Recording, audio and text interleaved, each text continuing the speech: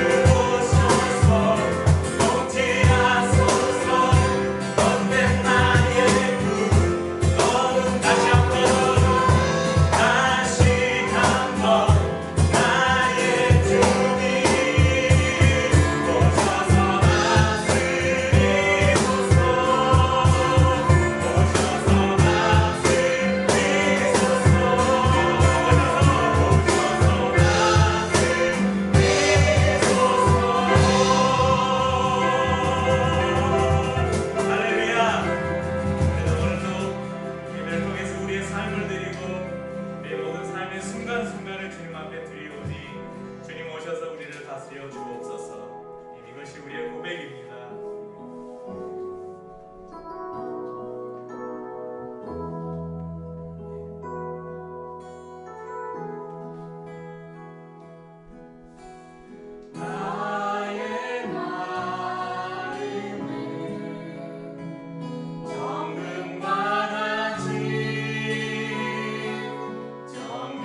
정결해야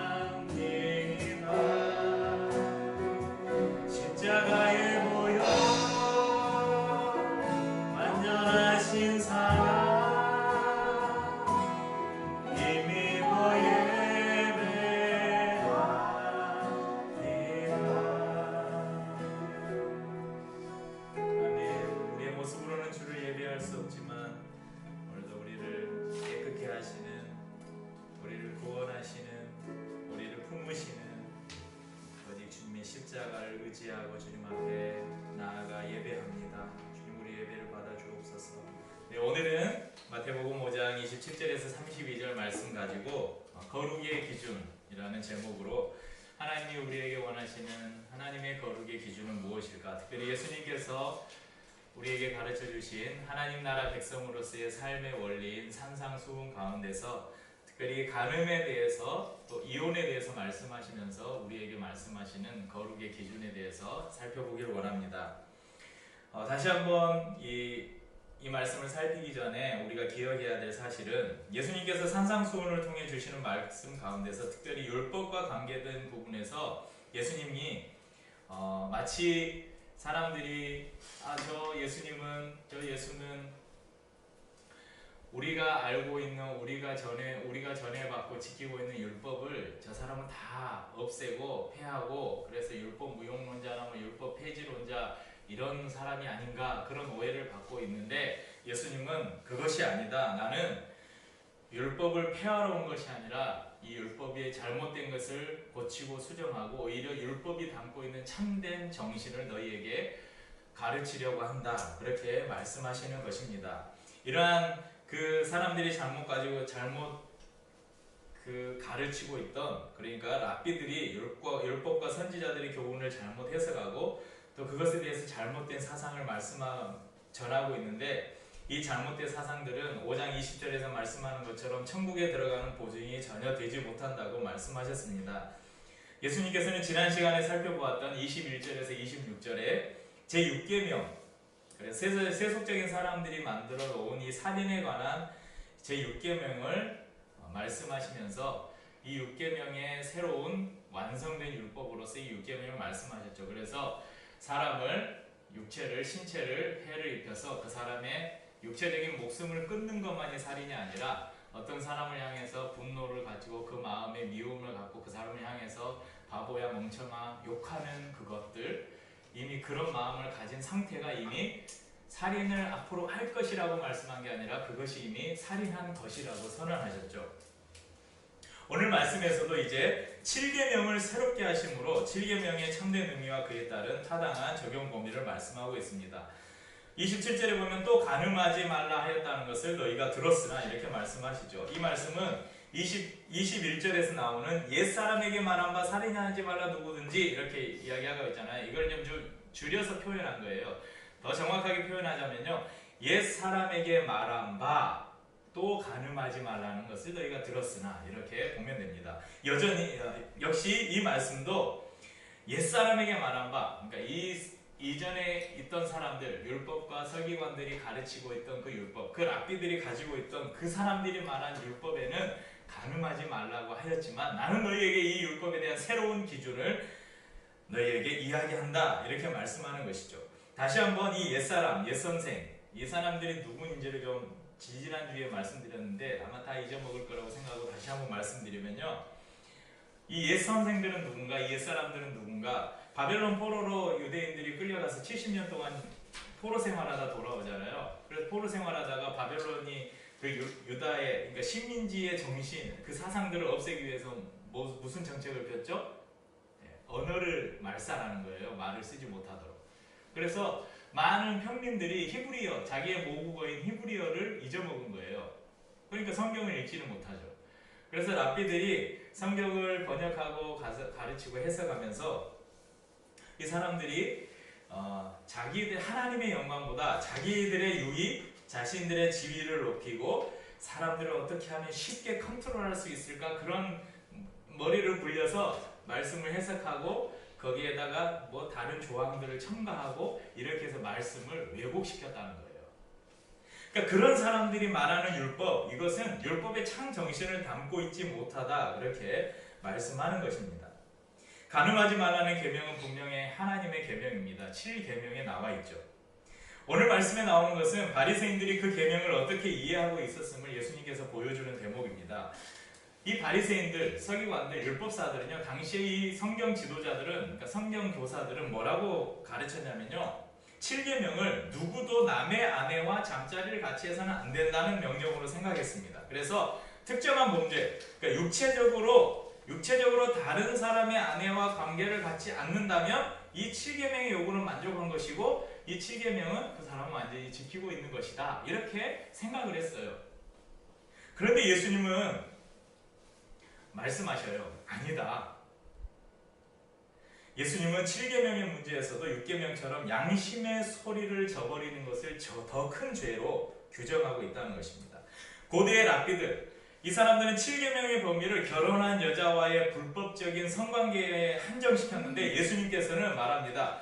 음욕을 품고 여자를 보는 자마다 마음에 이미 간음하였느니라. 5장 28절에 이렇게 말씀하시죠. 예수님께서 말씀하시는 거룩의 기준은 무엇입니까? 간음하려고 하는 생각이나 그것을 행동으로 옮기는 것을 금하고 있을 뿐만 아니라 그 마음속에 은밀한 음욕까지도 금하고 있다는 사실을 알아야 합니다. 서기관이나 바리새인들이 주장하는 율법의 요구는 지극히 정치적이고 국가적일 뿐이었습니다. 자기들이 어떻게 자기의 목적을 이루고 어떻게 이 나라를 별 문제 없이 잘 다스릴 수 있을까, 그것의 율법을 거기에 이용한 거예요. 자신들의 영달과 자신들이 다스리고 있는 이 나라를 어떻게 하면, 그러니까 한마디로 참 이 지금 보면 이런 그러잖아요. 헌법을 어긴 사람이 헌법을 들이밀면서 자신의 자리를 지금 유지하고 있는 저기 파란 집에 누군가가 있잖아요. 그러냐, 헌법을 어겼어요. 자기가 수많은 대통령으로서 헌법이 규정하고 있는 것을 다 어겼는데 그 헌법을 들이밀면서 자기의 자리를 지키려고 하는 거예요. 마치 이 당시에 바리새인들, 서기관들, 율법사들하고 똑같다는 거예요. 자신들의 자리, 자신들의 욕심 이것을 채우기 위해서 하나님이 법으로 주신 하나님의 법을 거기에 이용하고 있다는 거예요. 자기들이 교묘하게 그 율법들의 조항을 추가하고 변형시키고 해서 이들은 하나님의 나라, 하나님의 나라에는 그리고 하나님의 영광에는 별 관심이 없었다는 것입니다. 선과 악이 사회에 끼치는 것에 대해서는 관심이 있었지만 하나님의 존귀와 하나님의 영광에 대해서는 관심이 없었습니다. 잔과 대접의 겉이 깨끗하기만 하면, 그릇의 겉이 깨끗하기만 하면 됐지 그릇 안에 뭘 담는지는 별로 중요하게 생각하지 않았다는 것이죠.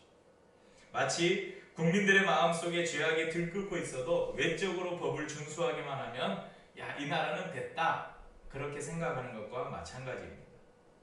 하지만 하나님의 관점은 정반대입니다. 사무엘상 16장 7절에서 하나님은 다윗을 뽑으면서 다윗을 자신이 이스라엘의 왕으로 선택하면서 하나님이 무슨 말씀을 하셨어요? 내가 보는 것은 사람과 같지 않다. 사람들은 외모를 보지만 나는 나 여호와는 중심을 보신다. 마음 속을 보신다 말씀하셨죠. 바리새인들은 하나님의 율법을 문자적으로만 해석했지 그 안에 담긴 영적인 의미를 이해하지 못하고 그것을 가르치지 않았다는 거예요. 분명히 간음하는 것은 남편과 아내 사이에 하나님께서 결혼이라는 제도를 통해서 세워주신 엄숙한 언약을 깨뜨리는 것이고 정결을 버리는 것입니다. 그렇지만 예수님께서는 더 높은 영성에 더 높은 예수님의 영성은 더 높고 그 더 넓은 영성을 말씀하십니다. 7계명이 담고 있는 거룩의 기준은 모든 부정한 행위뿐만 아니라 그 욕망까지도 금하고 있다는 것입니다. 비록 그 욕망이 밖으로 나타나지 않는 비밀스러운 생각이라 할지라도 그것은 계명을 어기는 것이라고 말씀하는 것이죠. 그런데 마음의 계명과 같은 행위는 오늘날 도덕적으로 전혀 문제가 되고 있지 않아요. 여러분 우리들도 그렇잖아요. 그럼 저 여자하고 한번 잡았으면 좋겠다. 야, 저 여자하고 같이 한번 살았으면 좋겠다. 이 마음만 가지고 있어요. 잡혀가요? 아무 문제 없어요. 아무 문제가 없기 때문에, 그리고 그것이 아무 문제가 되지 않는다고 사회법은 이야기하기 때문에 많은 사람들이 그 마음 안에 그런 마음을 가지고 살아가는 거예요. 그리고 그런 마음을 가지고 살다가 어떤 간음, 간통은 들어봤어? 이 오늘 말씀이 설교가 우리 미성년자들에게 설교하기 좀 조심스러워서 제가 좀 뭉뚱그려서 하는 이제 좀 진짜 영적인 의미, 실적인 부분도. 그러니까 남자와 여자 결혼을 했잖아. 네, 결혼한 사람끼리만 같이 자고 그러지. 네, 내 아내가 아닌 다른 여자하고 같이 자는 거야. 그런 걸 간음이라고. 이해됐지? 자, 그런데 이런 사람들 마음속에 이런 욕망들을 가지고 있는데 어떤 사람들은 그 욕망을 제어하고 살고요. 어떤 사람들은 그런 환경이나 이런 그 욕망을 절제하지 못하거나 아니면 어떤 환경이 조성되었을 때 그런 욕망을 표출하죠.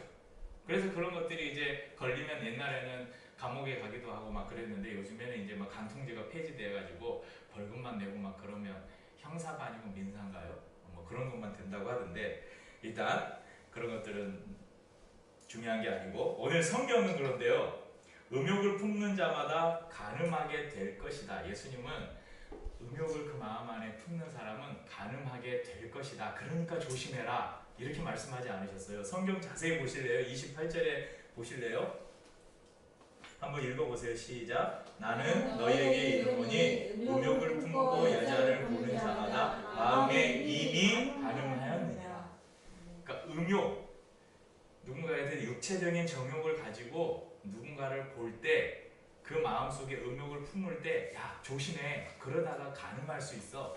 조심해 이렇게 말씀하지 않으셨어요. 예수님 뭐라 했어요? 품는 순간 가늠했다. 이미 죄를 지었다고 선언하시는 거예요. 요즘에 여러분 드라마나 영화를 보십시오. 여러분 TV에 그 헐벗은 수준으로 나오는 아이돌들 한번 보십시오. 저게 TV에 아이돌들 막 옷 입고 나오는 거 보면 야 쟤는 집에서도 저러고 집에서 저렇게 입을 수 있을까 싶을 정도로 막 그런 많잖아요. 인터넷이나 스마트폰 문화는 어떻습니까? 이러한 우리의 환경이 점점 죄에 대해 무감각하게 우리를 만들어가고 있습니다. 최소한 예수를 믿는 우리들은요, 예수를 믿는 사람들은 여러분 그렇다고 영화관에 가지 말라, 야 TV 보지 마, 드라마 보지 마, 아이돌 노래 절대 듣지 마, 이건 잘못된 것이죠. 이런 건 잘 좋은 방법이 아니에요. 영화를 볼 때, 드라마를 볼 때, 책을 고를 때 예수님이 우리에게 말씀하신 의의 기준을 가지고 그런 것들을 봐야 돼요. 또 하나님께서는 여러분 하나님께서는 그 예전에 누가 그런 이야기 했잖아요. 세 명이 가는데 삼행 갑자기 그 고사성어가 생각이 안 나요. 세 명이 길을 가는데 그 가운데 분명히 나의 스승이 있다. 그런 고사성어가 있어요. 그건 뭐냐면 그 중에 착한 사람이 있는 게 아니라 사람은 우리는요 어떤 사람을 보면서 반면교사라 그러잖아요. 그 사람의 좋은 점을 배워서 아 나도 저렇게 돼야 되겠다는 교사 그것도 있지만 누구를 보면서 야 내가 저 사람은 저기 그 파란 집에 있는 그 사람을 보면서 야 나는 절대 저런 지도자는 되면 안 되겠다. 그러면서 많은 사람들이 배우고 있잖아요. 야 우리가 정치에 무관심했는데 야 저 사람들 보니까 우리가 정치에 무관심하면 안 되겠구나. 국민들이 정신을 차려야겠구나. 엄청 큰 지금 가르침을 주고 있는 거예요. 그 박모 씨가. 그러잖아요. 국민들의 지금 정신을 깨우고 있는 거예요. 이건 누가 가르쳐줘도 되지도 않아요. 여러분, 우리는 하나님께서는요, 모든 만물을 통해서 우리에게 말씀하셔요. 때로는 악을 통해서도 우리를 가르치셔요. 그러니까 여러분, 그 제가 지금 읽고 있는 우리 바이블 타임에 지금 읽고 있는 부분이 예레미야 예가 이제 지난주에 예레미야 끝나고 이번 주에 이제 예레미야 예가 쪽으로 들어왔는데요. 그 예레미야서에 계속 이야기하는 게 뭐냐면 이제 바벨론을 통해서 유다가 멸망할 거, 유다와 그 애굽 다 주위의 나라들이 다 멸망을 당해요. 그럼 바벨론은 착한 나라예요? 악한 나라예요. 바벨론을 통해서 멸망시키는데 하나님은 또 뭘 예언하고 있냐면 바벨론도 다 멸망당할 것이다. 그걸 예언해요. 하나님은요 필요할 때 악을 들어서 하나님의 일을 위해서 사용하셔요. 하나님은 하나님의 사람들을 교훈하실 때 악한 것을 통해서도 말씀하신다는 거예요. 하나님은 전쟁을 일으키지 않아요. 하나님은 전쟁을 좋아하시는 분이 아니에요. 그러니까 옛날에 어떤 정말 무식하고 하나님을 전혀 모르는 그 무식한 목사들이 세월호 사건이 터진 다음에 그랬잖아요. 하나님께서 저 세월호의 304명을 죽임으로써 우리에게 교훈하셨다. 우리에게 말씀하신다. 하나님은 우리로 하여금 회개하기 위해서 304명을 죽였다. 여러분 엄청 무서운 말이에요. 이건 하나님을 살인자로 만들어버리는 거예요. 하나님이 죽였어요? 하나님이 세월호를 침몰시켰어요? 이 악한 정권과 악한 사람들이 죽인 거예요. 그런데 그런 악한 일들을 하나님은 그 일들을 통해서 우리를 깨우치시는 거예요. 그걸 뭐라고 말하냐면 성경이 표현을 하자면 합력해서 선을 이루는 거예요. 세월호 가족들이 유가족들이 지금도 그 아픔 가운데 그런 투쟁을 계속하고 있잖아요. 그 가운데 예수를 믿는 사람들도 많아요. 희생당한 아이들 중에 크리스찬들이 참 많았어요. 그 부모들은 여전히 하나님을 붙들고 있는 거예요.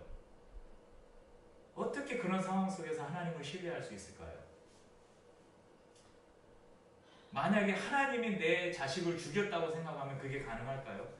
그분들이 붙잡고 있는 것은요, 이 악한 일들을 통해서 하나님의 이 일을 우리에게 선으로 바꾸신다는 거예요. 그랬어요. 어제 제가 오늘 아침에 페북을 봤는데 그 세월호 유가족 그 회의 그 집행위원장 유경근 예은이 아빠 유경근 씨가 있거든요. 그분도 제가 알기에 크리스찬으로 알고 있어요. 그분이 그런 이야기를 했어요. 지금 이런 일들이 자기는 너무 고통스럽다. 이 사람들은 예은이가 죽는 것을 그냥 보고 있었던 것이 아니라 이 사람들이 예은이를 죽였다. 그런데 지금 이제 이런 드러나는 일들을 보면서 이 일을 통해서 이 나라가 바뀐다면 그래도 나는 아프겠지만 그래도 견딜만 하겠다. 이런 이야기를 하는 거예요. 세월호 유가족들이 지금도 그 광화문이라는 집회 때 항상 그분들이 이야기하는 게 뭐예요? 지금도 여전히 여러분 죽은 자식이 돌아와요? 죽은 가족이 돌아와요? 안 돌아오죠. 여러분 교통사고 나서 죽으면 별로 보험금 못 받아요. 세월호 유가족들요 정상적으로 이거 나라에 그거 신청하면요 돈 꽤 많이 받아요. 몇 억 받아요. 그런데 이 사람들 그거 다 포기하는 거예요. 돈 안 받아도 된다 이거예요. 우리는 돈이 중요한 게 아니라는 거예요. 이 돈 받으면 그게 자기의 자식 목숨값이 돼버리는 거잖아요. 이분들은 더 귀한 것을 얻으려고 하는 거예요. 내 자식이 죽은 건 어쩔 수 없는 거예요. 이미 벌어졌고 돌아올 수 없는 거예요. 그러면 내 아이의 죽음이 헛되지 않으려면 이 아이를 죽게 만든 이 사회의 구조를 바꿔야 된다는 거예요. 이런 악을 저지른 사람들이 마땅한 벌을 받아야 된다는 거예요. 그래야 다음에 우리 예은이와 같은 아이가 생기지 않는다고 그분이 이야기해요. 여러분 하나님은요 악한 것을 통해서도 우리에게 말씀하셔요. 그래서 우리가 많은 우리 주위에는요 악한 것들을 항상 접해요. 그걸 다 차단하고 살 수가 없어요. 차단하고 살려면 산속으로 들어가든지 어디 기도원에서 문 잠고 살아야죠. 우리는 그것을 접할 수밖에 없어요. 그런데 그리스도인들은요 항상 주님의 마음으로 그런 것들을 보고 그 안에서 죄와 선을 구별해낼 줄 알아야 돼요. 그리고 나는 그런 것들을 분별해낼 능력이 아직 부족하고 나는 쉽게 유혹에 넘어진다. 그럴 때는 여러분 그것을 구분할 자신이 없을 때는 그것에 자신을 노출시키지 않는 게 제일 지혜로운 방법이에요. 29절과 30절에 보면요 굉장히 무서운 표현을 써서 예수님께서 말씀하는데 야, 네 눈이 범죄하느냐? 여러분 핸드폰에 스마트폰 보다가 어느 순간 그 야한 걸 봤어요. 눈이 봤잖아요. 그래서 갑자기 막 마음속에 그 야한 생각, 윤서야 너 있었잖아. 야한 생각이 나지. 그럼 예수님 말씀하는 게 야 차라리 눈 빼버려라. 너 오른 눈을 빼버려라. 이 말씀을 문자적으로 글 있는 그대로 받아들이면 안 돼요. 또 어떤 사람이 이 말씀을 묵상하다가 이 말씀을 그래 내가 음란한 것을 보고 음욕을 품으면 차라리 눈알을 빼버리는 게 나아. 딱 이 말씀을 오늘 묵상했어요. 그런데 핸드폰을 딱 봤는데 야한 게 딱 나오네요. 갑자기 음란한 이런 눈알을 빼버렸어요. 그럼 되겠어요? 오른 눈 뺐으면 이제 죄 안 질까요? 왼눈으로 지죠. 왼눈 떼버리면 죄 안 질까요? 귀로 들으면 또 짓겠죠. 그럼 귓구멍을 파버려야 되나요? 안 되는 거예요. 예수님께서 오른눈, 오른손 이것은 우리를 컨트롤하는 우리 전체를 가리키는 거예요. 그래서 뭐냐면 그만큼 차라리 우리의 눈을 떼버리고 우리의 손을 잘라버릴 만큼 이 육체는 없어져도 죄에 대해서 우리가 항상 거룩함을 지켜나가야 된다. 그래야 우리가 하나님의 나라에 이룰 수 있다라고 죄에 대해서 그만큼 경고하고 있는 예수님의 표현이죠. 여자를 보고 마음에 음욕을 품는 자마다 범죄한 것이라고 선언하는데 이것은 근데 그러면 이 말씀 자세히 봐보세요. 여자는 해당이 없네요. 남자 이야기잖아요. 여자를 보고 음욕을 품는 자마다 아내를 버리고 장가드는 자마다 다 남자들에게 하는 이야기예요. 그러면 나는 여자니까 상관없네? 네, 그게 아니에요. 성경은 많은 부분에서 남자를 사람의 대표격으로 이야기하고 있어요. 마치 사람 그러면 아담을 대표로 그러니까 그러니까 선악과 누가 먹었어요? 먼저? 하와가 꼬셔가지고 아담에게도 줬잖아요. 근데 아담이 범죄했다 그래요. 왜냐하면 남자는 대표성을 지니고 있어요. 대표성을 띄고 있어요. 그래서 성경에서 남자에 대해서 지금 여자에 보고 음욕을 품지 말고 아내에 대해서 이야기하는 것은요 대표성으로 이야기하는 거예요. 여자는 상관없다가 아니에요. 남자를 보고 음욕을 품고 남편을 버리고 가늠하고 이것도 여자들에게 동일하게 적용되는 말씀이라는 것을 여러분 기억하시기 바랍니다. 그래서요 남자든 여자든 어떤 것을 보고 음욕을 품는 것도 잘못된 것인데요. 나의 행위나 나의 모습을 통해서 다른 사람이 그런 음욕을 품거나 그런 실수에 빠지게 하는 것도 우리는 경계해야 돼요. 그러니까 예전에 그런 논쟁이 많았어요. 강간 사건들이 일어나잖아요. 그 강간을 당한 사람들이 만약에 어떤 여자가 아주 짧은 미니스커트를 입고 화장을 야하게 하고 이렇게 지나가다가 강간을 당했어요. 그럼 그런 막 사회적으로 논쟁들이 있었죠. 아니 왜 옷을 그렇게 입고 다니다가, 아니 바지 입고 단정하게 입고 사람이 보기에 오 섹시한데 이런 마음 안 들게 입고 다니면 강간을 안 당할 거 아니야. 막 이런 논쟁이 있어요. 또 한쪽에서는 주로 이제 여자 쪽에서 아니 그게 무슨 상관이냐, 우리가 옷을 어떻게 입고 그게 무슨 상관이냐, 강간한 사람이 그 사람이 나쁜 사람이지, 막 이런 논쟁이 있었어요. 그런데 저는 예전에 그랬어요. 저는 교회에서 청년부 이렇게 담당하고 그럴 때, 찬양팀 담당하고 그럴 때 자매들 짧은 치마 입고 제가 무릎에서부터 뼈 재가지고 야 다음 주에 절대 이거 입고 오지 마. 무릎 밑으로 내려가는 거 입고 와. 무릎 위로 올라오는 치마도 못 입겠어요. 왜냐면요, 치마 입어도 돼요. 직장 다니거나 학교 다니거나 하면서 다른 데 아무렇게 입어도 돼요. 그런데 여러분, 그 사람 때문에요 시험에 들 형제들이 있어요. 그래서 입지 말라는 거예요. 성경에 실제로 그런 사건이 나와요.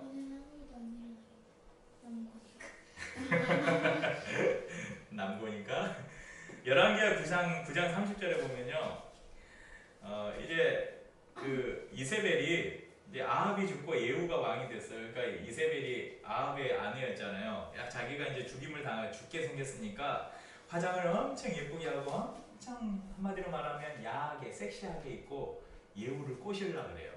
안 죽으려고. 그런데 결국은 이세벨이 죽었죠. 그러니까 그런 모습도 행위가 잘못됐다는 거예요. 여러분, 다윗이 범죄한 사건이 하나 있었잖아요. 다윗이 우리아의 아내 밧세바를 데리고 와서 동침해서 한마디로 간음죄를 지었잖아요. 그런데 우리는 이제 다윗이 잘못했다고 많이 알고 있잖아요. 근데 밧세바는 잘했을까요? 밧세바는 잘했을까요? 아니에요. 여러분, 이 이스라엘의 이런 구조, 가옥이나 이런 구조들을 잘 모르면 어떻게 다윗이 밧세바가 목욕하는 걸 보고 마음에 음욕이 일어서 동침을 했을까 궁금하잖아요. 예루살렘 성이 높은 데 있잖아요. 그리고 왕궁은 더 높은 데 있죠. 다윗 왕이 사람들을 전쟁터에 보내놓고 왕이 이제 한가한 거예요. 이스라엘도 통일되고 나라도 넓혀지고 백전백승하고 오니까, 그전에는 자기가 저기 막 전쟁터에도 나가고 그랬는데 이제 아이고 왕은 이제 나오지 마십시오, 우리가 싸우겠습니다. 그러니까 왕궁에서 일을 거니는데 심심한 거예요. 그러니까 하나님을 경외하는 그 다윗의 마음이 교만해지고 하나님을 경외하는 그 마음이 사라진 거예요. 이렇게 거니다 보니까 이제 성벽에 이렇게 마을 집들이 붙어 있죠. 집 마당에서 누군가 목욕하는 걸 본 거예요. 여러분, 날이 어수룩할 때였어요. 가깝지는 않았겠죠. 멀리서 이렇게 누군가 목욕을 하고 있었겠죠. 얼굴이나 보였겠어요. 얼마나 예쁘고 섹시한지 보이지도 않았을 거예요. 그런데 다윗이 그 교만한 마음에 하나님을 경외하는 마음을 잃어버리니까 그걸 보고 죄가 들어온 거예요. 그러면 다윗은 그래서 그런 게 잘못된 거예요. 밧세바는 잘했나 이거예요. 그러니까 예를 들면요, 이거예요. 여러분들이 집에서, 윤서야, 그래서 집에서 창문 열어놨을 때 야! 옷 벗고 돌아다니지 말라고 그러잖아. 그러면 안 된다고. 생각을 해봐. 우리 집에 베란다가 있어요. 목욕하려고 베란다 문 다 열어놓고 거기다 물통에다 물 받아놓고 거기서 다 목욕을 하고 있어요. 누가 보는 게 뭐가 상관이야? 본 사람이 나쁜 사람이지? 그러면 돼요, 안 돼요? 그 사람도 잘못한 거예요. 내 집에서 내가 목욕하는데 뭔 상관이야 이럴 수도 있지만, 아니 옷을 홀딱 벗고 창문 다 열어놓고 뭐 주위의 사람들이 다 볼 수 있는 곳에서 목욕을 하면 그 사람이 제대로 그 사람의 행위가 정당한 거예요? 그러면 안 되는 거죠. 밧세바가 그러고 있었다는 거예요. 그래서 밧세바도 이 사건에 굉장히 큰 책임이 있어요. 그러니까 여기서 남자든 여자든 다른 사람을 보고 음욕을 품는 것도 잘못된 것이지만요, 나의 행실이나 나의 모습을 통해서 다른 사람들에게 그런 유혹을 받게 우리의 모습을 아니면 우리의 행위를 그렇게 하면 안 된다는 것입니다. 그것도 조심해야 되는 것이에요. 에베소서 5장 3절에서 4절에 이렇게 말씀합니다. 음행과 온갖 더러운 것과 탐욕은 너희 중에서 그 이름이라도 부르지 말라. 이는 성도의 마땅한 바니라. 누추함과 어리석은 말이나 희롱의 말이 마땅치 아니하니 돌이켜 감사하는 말을 하라. 음행과 온갖 더러운 것을 버리라고 말씀합니다. 이것이 성도의 마땅한 바예요. 우리의 육체가 비록 외적인 간음 행위로 더럽혀지지 않았다 할지라도 어떤 사람도 아무도 나의 마음은 깨끗하다라고 할 수 없기 때문에 우리는 더욱 하나님의 긍휼을 의지할 수밖에 없고 우리 자신을 항상 경계하며 살 수밖에 없습니다. 한 사건만 더 이야기하고 말씀을 마치겠습니다. 오늘 이 말씀, 예수님께서 말씀하신 이 간음에 대한 교훈이 아예 어떤 한 사건을 통해서 명확하게 드러난 한 사건이 있어요. 그럼 예수님께서 감람산에 가셨다가 다시 예루살렘 성전에 와서 가르치실 때 예수님을 시험하려던 서기관들과 바리새인들이 한 여인을 잡아왔어요. 그러면서 이야기해요. 이 여자가 간음하는 현장에서 잡혔습니다. 그러니까 현행범이에요. 누가 고발을 해서 한 게 아니라 현장에서 잡아온 거예요. 그러니까 들킨 거예요. 누가 자기 남편 아닌 다른 남자와 관계를 가지고 있다가 잡힌 거예요. 그래서 지금 잡아왔어요. 그러면서 서기관들과 바리새인들이 예수님께 이야기합니다. 예수님, 이 여자가 간음하다 현장에서 붙잡혔습니다. 자기도 죄를 인정했습니다. 모세의 율법에 보면 이런 여자는 돌로 쳐서 그 자리에서 돌로 쳐서 죽여야 된다고 모세가 율법에 말했습니다. 당신은 어떻게 생각하십니까? 이렇게 바리새인들과 서기관들이 물어요. 현장에서 붙잡혔다는 것은 이 여자가 간음을 저질렀다는 것은 참된 사실이고요. 그런데 이상하게 또 남자는 안 잡혀왔네요. 다음에 살펴보기로 하고요. 예수님이 어떻게 하실까 사람들이 궁금해서 했었는데 예수님은 이렇게 앉아서 바닥에다가 손가락으로 막 글씨를 쓰고 계셔요. 그러더니 조금 있다가 고개를 딱 들고 이렇게 말씀하셔요. 사람들이 그랬겠죠. 돌멩이를 다 사람들 손에 이제 돌을 하나씩 집어 들었을 거예요. 돌로 차라 말만 하면 바로 돌을 던지려고 했을 거예요. 자기는 율법에 열심히나 나는 하나님의 율법을 지키는 사람이다 라는 그런 막 자부심을 가지고 율법이 정한 대로 이 가늠한 여자를 내가 돌로 쳐 죽여야지 하는 막 그 의분에 차서 사람들이 돌을 이렇게 꽉 움켜쥐고 있었을 거예요. 그런데 예수님께서 글을 쓰다 말고 고개를 들어서 이렇게 말씀하셔요. 죄 없는 자가 너희 중에 죄 없는 자가 먼저 돌로 치라. 너희 중에 죄 없는 자가 먼저 돌로 치라. 그리고 다시 땅에서 이렇게 하고 계시는 거예요. 누가 돌을 던졌을까요? 사람들이 움켜쥐고 있던 돌을 하나 둘 내려놓고 소리 소문 없이 도망가요. 예수님을 정죄하려고 했던 바리새인들과 서기관들도 사라져버렸어요. 그 자리에는 예수님과 이 여자만 남았어요. 예수님이 말씀하시죠. 나도 너를 정죄하지 않는다. 그런데 다시는 죄를 짓지 말아라. 여러분, 이 죄인에 대해서, 이 사건은 죄인에 대해서 예수님의 태도가 어떠하셨음을 보여주는 긍휼이 풍성하신 예수님에 대한 모습을 보여주기도 하지만 또 다른 반면에서 어느 누구도 다른 사람을 정죄할 만큼 죄에 대해 깨끗하지 못함을 드러내는 사건이기도 합니다. 간음한 여인은 돌로 쳐서 죽이라는 계명 앞에서 돌을 들어 칠 수 있는 사람이 없었다는 것입니다. 그러니까 오늘 우리가 본 마태복음 5장 27절에 이하에 나오는 옛사람들이 가르쳐준 계명에 간음하지 말라고 했잖아요. 이 사람들은 자기들은 간음하지 않았다는 것을 자부심 있게 지키고 있었어요. 그러면 모세 율법대로 하면 이 자리에서 돌로 쳐서 그 여자를 죽였어야죠. 그런데 아무도 죽이지 못하고 돌을 내려놓고 갔어요. 그러면 여러분, 그 자리에 모인 바리새인들, 서기관들 그리고 많은 군중들 다 간음한 사람들이었을까요?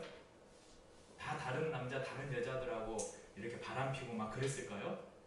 아니에요. 그래서 도망간 게 아니에요. 예수님이 말씀하신 간음하지 말라는 것은요, 너희 마음속에 누군가를 향해서 음욕을 품은 자 이미 간음했다는 거예요. 그 말씀이 이미 이전에 지금 마태복음 5장에 있었기 때문에 그 예수님의 율법의 정신을 이미 이 사람들은 들었기 때문에 자기들의 내면에서 소리치는 양심의 소리를 물리칠 수 없었던 거죠. 예수님의 기준, 예수님께서 말씀하신 거룩의 기준으로 볼 때 너도 죄인이다. 너 다른 여자 보고 너 다른 남자 보고 야한 생각 안 해봤어? 음욕 안 품어봤어? 너는 이미 가늠했어. 너도 죄인이야. 그러니까 사람들이 그 율법에 철저하던 바리새인들, 서기관들도 다 도망가 버린 거예요.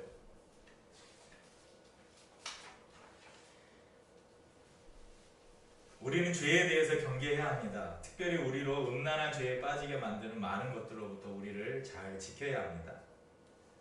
눈을 떼고 손을 자르겠다는 각오로 우리는 죄와 싸워야 합니다.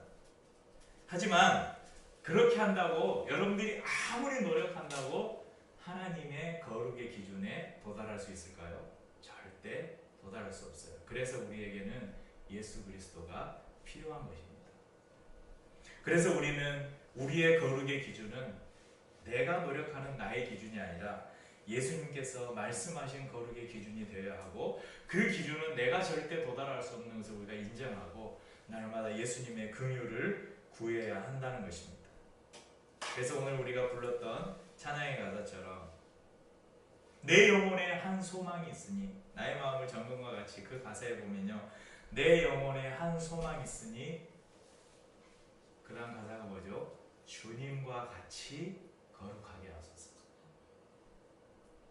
내가 간절히 소원하는 게 하나 있습니다. 나의 힘으로는 주님의 거룩의 기준에 도달할 수 없습니다. 내가 간절히 원하오니 예수님처럼 나도 거룩한 삶을 살게 해주십시오. 예수님을 닮게 해주십시오. 이렇게 우리가 구해야 하는 것입니다. 그럴 때 우리가 예수님이 말씀하신 율법의 깊은 정신, 주님의 거룩의 기준에 조금씩 도달할 것입니다. 이 말씀 생각하면서 같이 찬양하고 성찬을 나누겠습니다.